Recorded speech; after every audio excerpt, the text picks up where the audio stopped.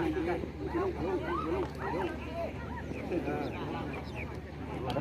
งสองสามหนึ่งสองสามพี่น้องครูวัดหน้าบอลพบกับครูพิมพ์มาสอนกำลังสีลงเดินตอนนี้กรรมการยังเขียนเสกไล่สื่ออยู่เนาะพี่น้องเนาะ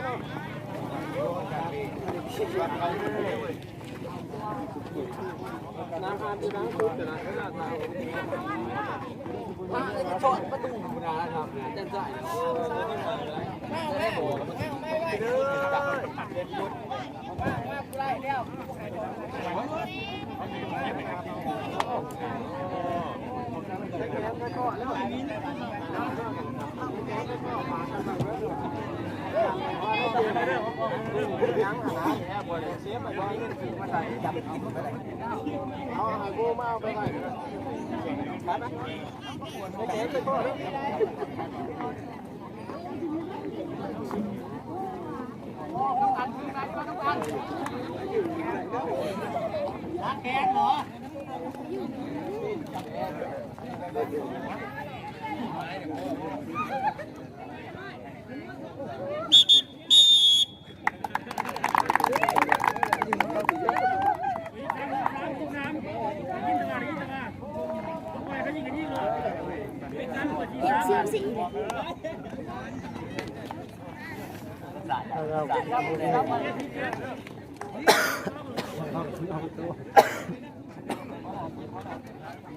อันนี้ขึ้นชาติลาว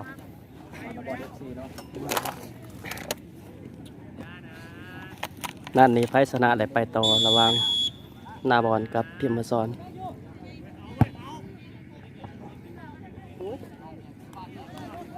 เอาคู่ผิดได้บอกแค่น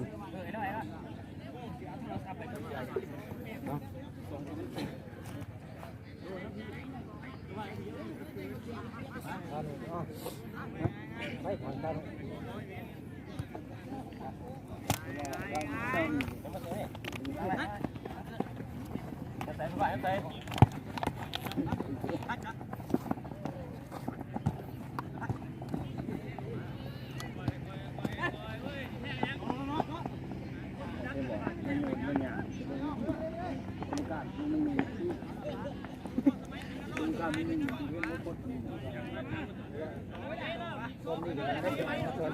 ใช่พี่อ่ะมาสอน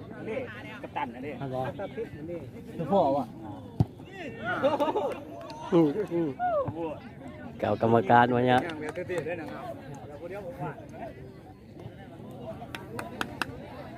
นะครับดิวพู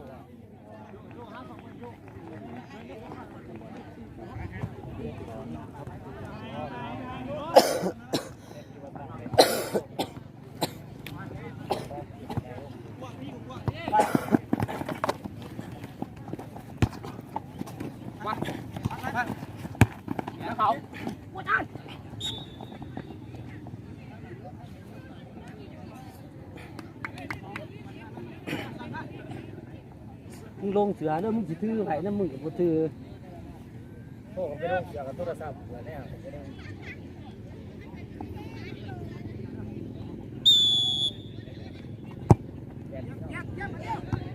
โอ้ดูว่าสิเซฟกันนะนี่สวยทางนาบอล FC เนาะนาบอล FC กับทีมมาซ้อนได้พอเลยบีบเลย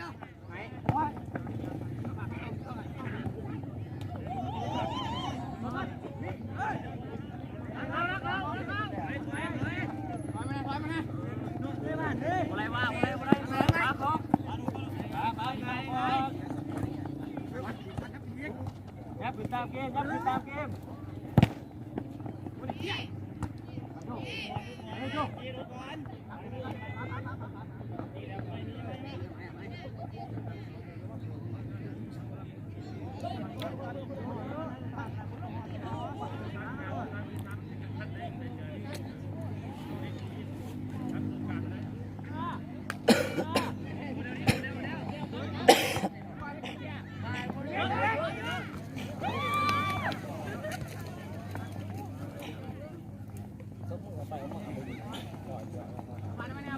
ปัญหาบุเป็นมันก็บ่อยู่นะ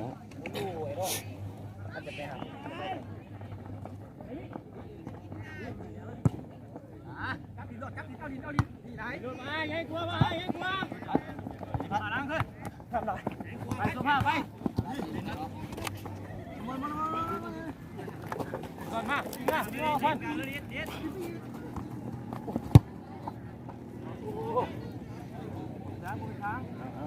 พยายาม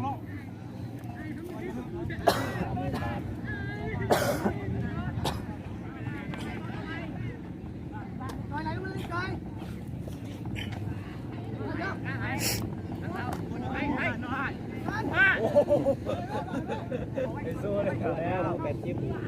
แล้วสู้แล้วไปรอดมารอดอันนี้ดีทำได้มาทำเลย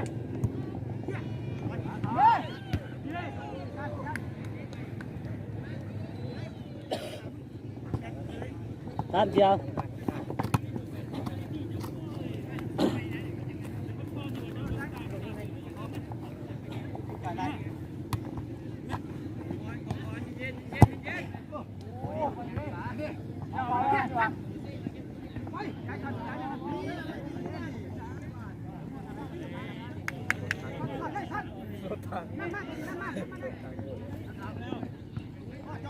มาดิโยกไหนพี่โยก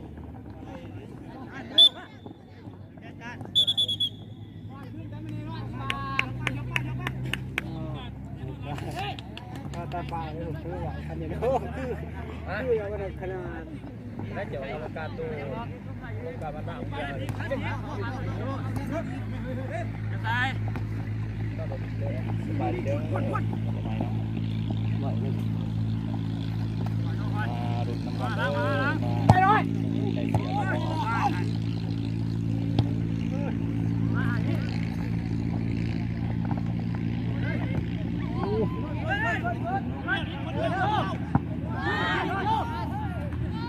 ได้เสี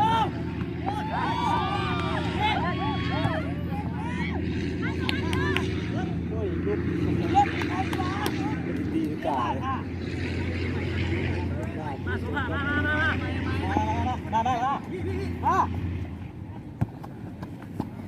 ไปหางเดียวนะได้ปล่อยเรือลักเนี่ยเห็น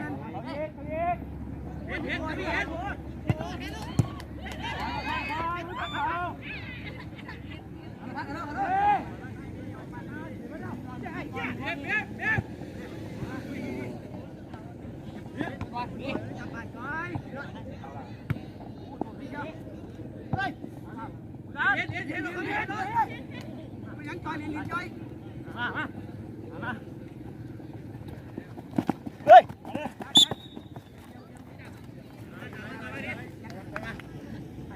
ลงไรจีวะครับพี่บ้านนะบอล FC โอ้บ้านยาวตัวใหญ่จะดีบ้านได้อย่าไปนี่อย่าไปเอานะมือนาลูกอย่ามัน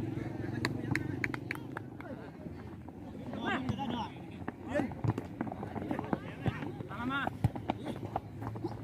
เฮ้ยครับเฮ้ยไป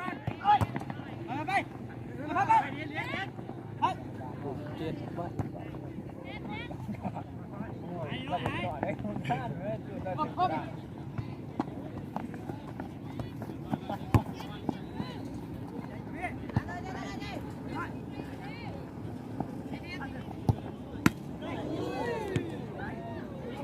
แป้งเลย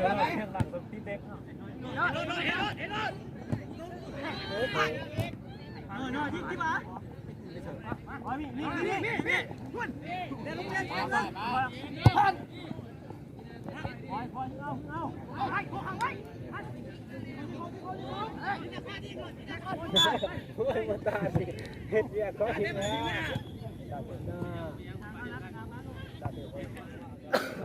สู้ผ่ากับผมจอดนะ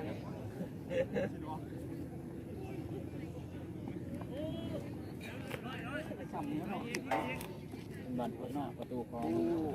เล่นเป็นอยู่เลยโอ้คือจีโร่อาจจะได้เนาะเอาเฟื่องมาห้องก่อนเลยเนาะ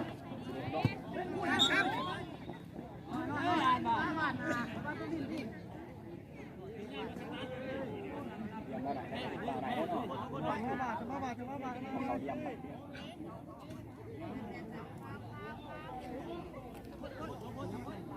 ะอะไรแล้วกรรมการ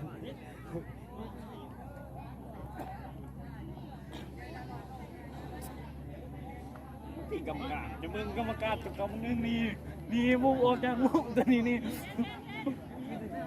ยืนปิดกาวันเซ็กไปเรื่องเล่นต่อไปก็เดือดจะออกนะตอนนั้นตัวอย่างจะเข้าไป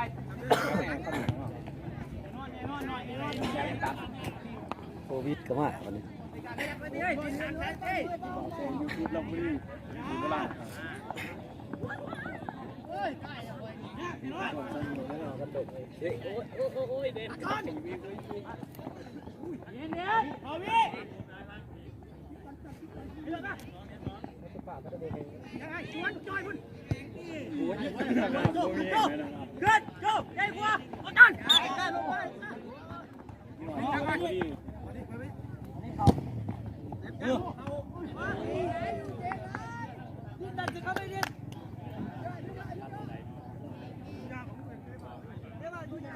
บาทไทยครับเซโลโซ ผมแม่นบอกกันไหนใหญ่ ไทยโซไทยฮัน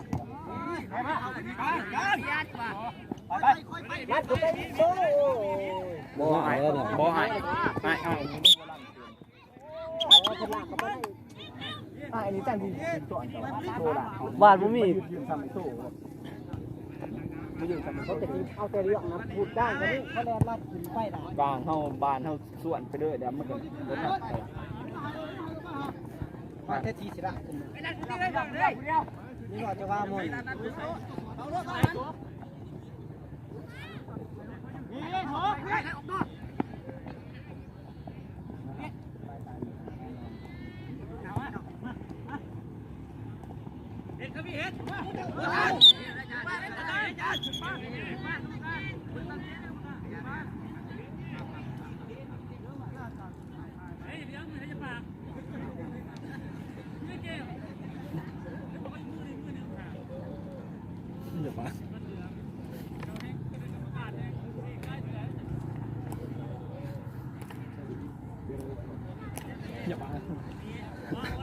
มาได้ตัวเที่ยงกัน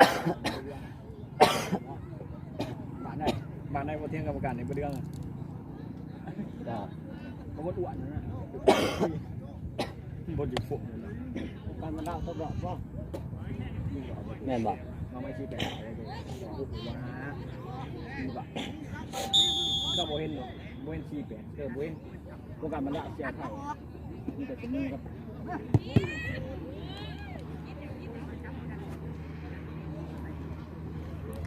คือเขาอยากตีแรงชนะตีแรงงั้นเนาะเขาจิบอยากตีกูยันแปดชุนเท่าชุนหัวแจ๊กแบบนี้เหรอกูนั่นเป็นผู้ชายเรามันแจกแตกเขาไม่แจก ถูกเขาบ่ได้หรอกเขาเห็นเขาแบบ พูดดิยังว่าดิเดี๋ยวตี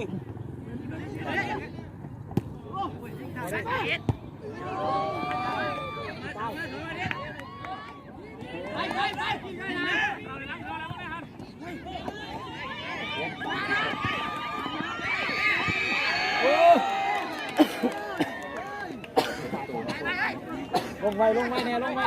ได้หลังกินเดี๋ยวประตูของทีมบอลซอนเนาะ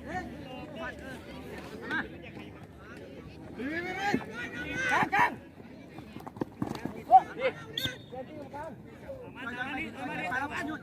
ยกเป็นไรที่ว่าเต้นว่านะเปล่าเลยพ่อก่อนจอยไปนะจอยไปดิครับ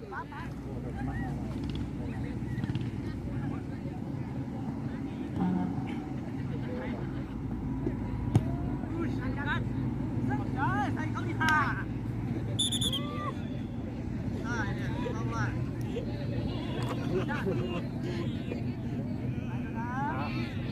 อะไรไปเรื่องไฟเนาะมาซ้อนเนาะมา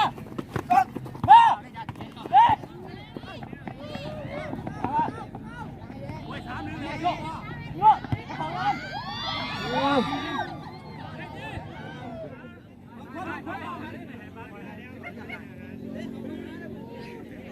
เป็นบ้านลงเองเนาะ มาอ่อนเองเนาะเรือซองหรือว่าเหลือเป็นใบเหลืองเป็นซองเนาะ นัดตรงเฉียด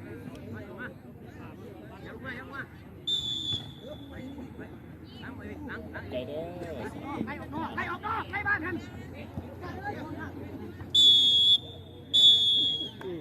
จุบเกิงแหละ เวลา เสมอ0-0พี่น้อง ตัวเวลาเฮา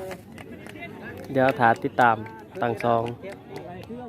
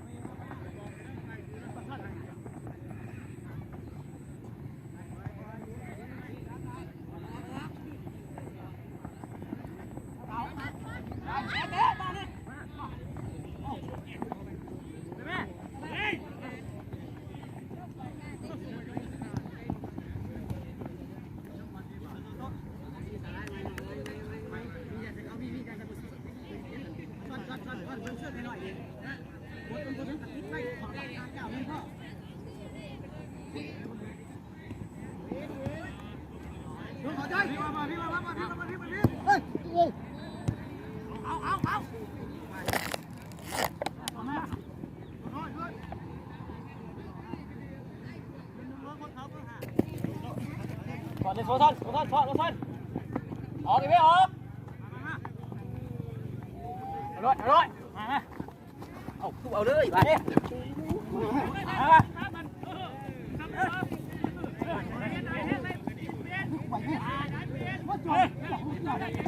มาจาน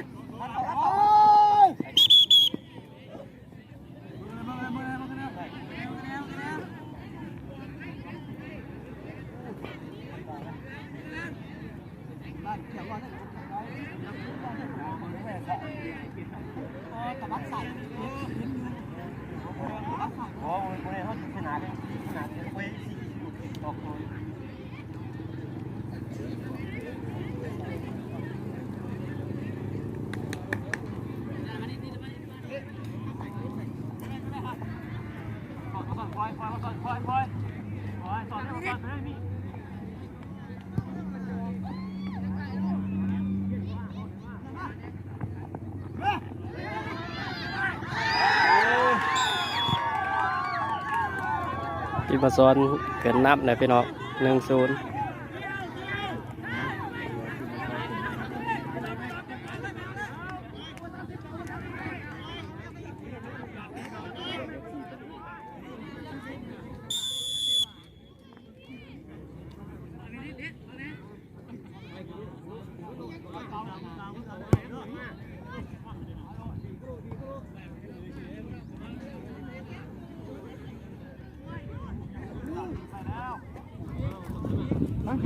มาดู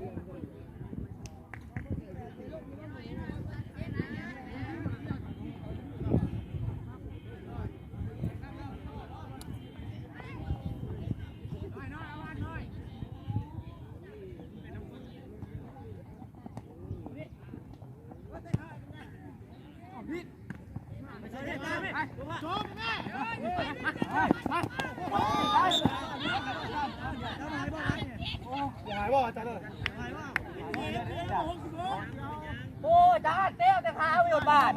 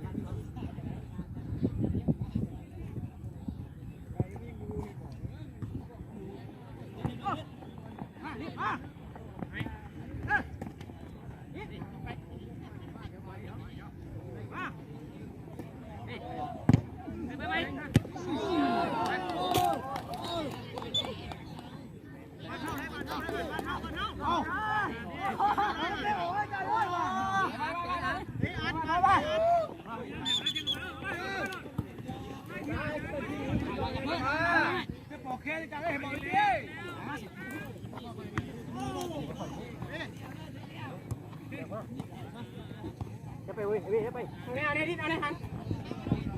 ให้ต่างมาต่างกันเลยเอามาในวันนั้นด้วยย้ายมันต่อสัตว์บาดมาสัตว์ปล่อยมาสัตว์ปล่อยสัตว์อะไรสัตว์อะไรต่อบาด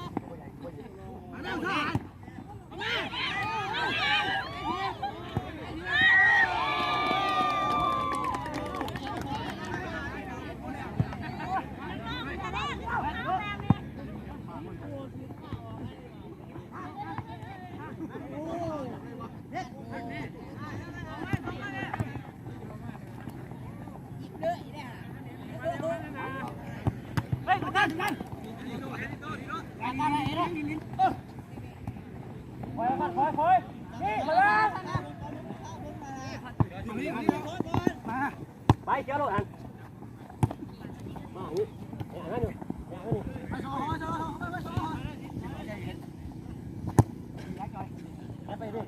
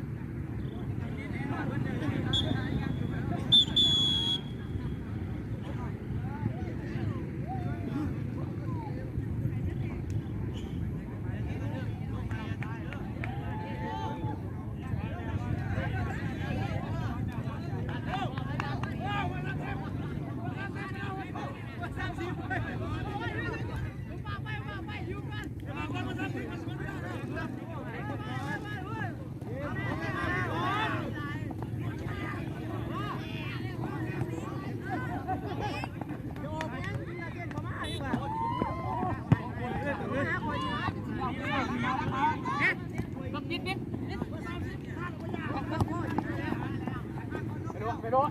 ไปป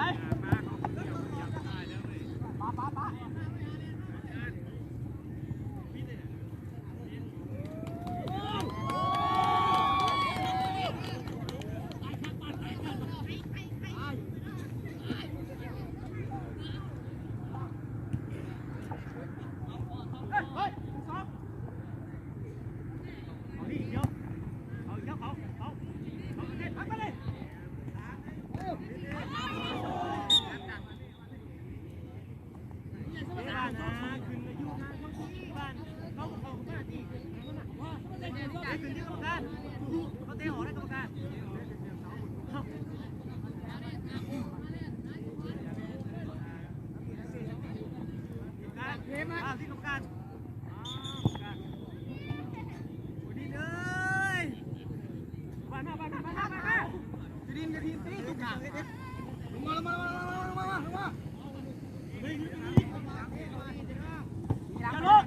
ว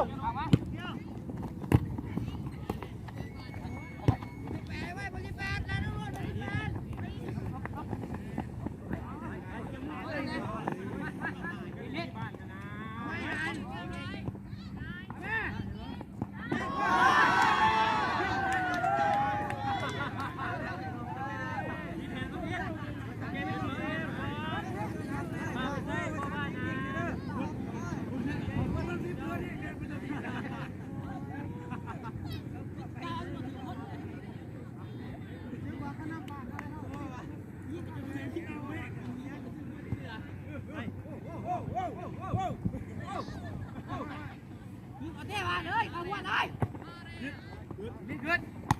บอยมาได้เอาพอเปล่า